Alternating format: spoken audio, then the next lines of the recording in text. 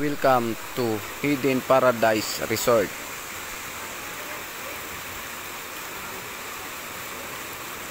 Let's go, ikutin na natin to.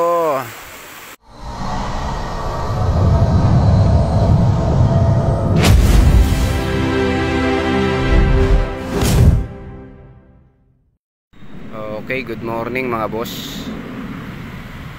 May rides na naman tayo. Full tank muna natin yung motor natin dito sa Petron. Tapos natin mag full tank, larga na tayo. Ang biyahe pala namin ngayon mga boss, Infanta, Quezon. Okay, good morning, good morning, good morning.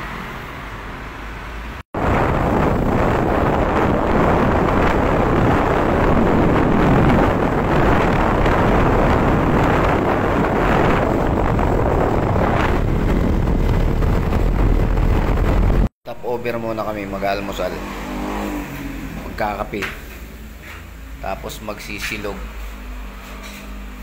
tapos mag-almusal, larga ulit.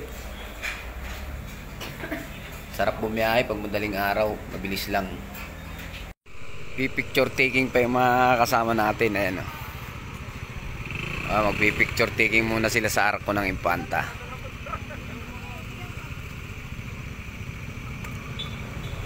Pag dumanga talaga rito, hindi pwedeng di ka magpipicture. Kasi ito yung palatandaan na papasok ka na ng Infanta. Ayan, picture picture.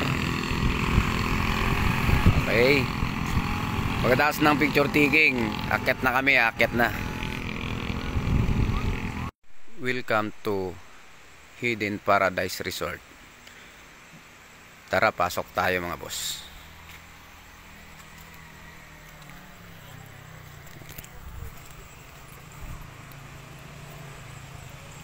Pasok mo dito, andyan na yung parking ng mga motor, parking area. Tapos maglalakad ka pa papunta ron.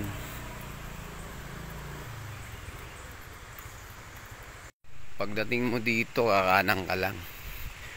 Gumanda na yung daanan nila. Dati doon sila, ang entrance nila doon sa taas. Ngayon dito na, ginawa na nila ng daan dito. Tapos dun banda may parking din ng mga motor. Pwede rin sasakyan dito, kasya. Yan,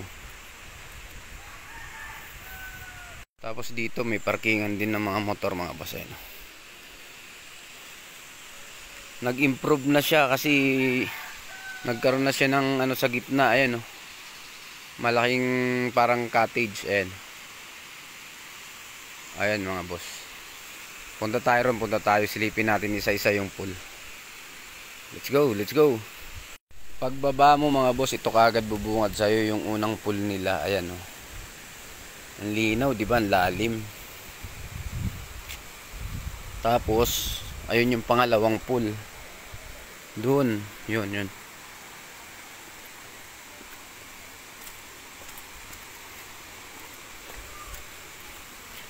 Ito yung pangalawang pool. Ayan. Ito yung malalim. Tapos dun sa mayroong pool na maliit. Ayan yung mga cottage nila, Yan. Tapos ito yung nagbago sa kanila, ito. May malaki na silang parang reception area. Pwede kang magpaluto. Di ba? Punta tayo sa iba pang pool mga boss. Punta pa tayo. Ito yung pang-apat nilang pool. Yan. Tapos dun sa baba, ayun, pang-5. Andito yung nila, lababo. Pwede kang maghugas. Pwede kang ng mga lulutuin nyo. Diyan kayo maghugas. Ayan, ganda, diba? Ito yung Paradise Hidden Resort. Ayan mga boss. May mga rin sila dyan, yung kung gusto mo mag-overnight, ayun, may mga kubo-kubo sila. Di ko alam kung magkano yung rent dyan, itatanong pa natin. Ayan, pwede kayo mag-overnight dito. Alam ko may isa pang pool dun sa baba, yung pang-6. Tignan natin, check natin. Tara, let's go. Ito yung pang-6 tsaka pang-7 swimming pool nila. Ayan.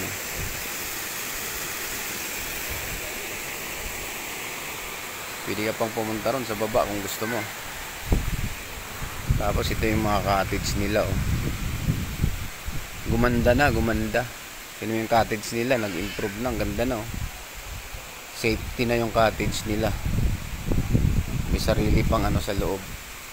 Ayan, oh. Sariling lababo, may sariling CR. Ayan, oh. Diba?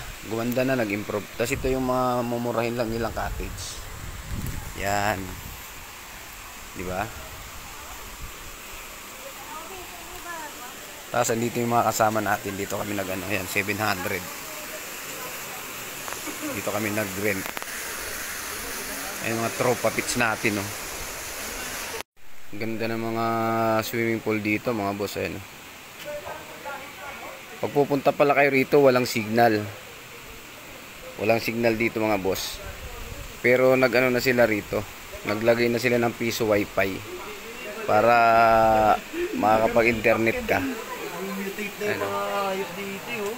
Piso wifi.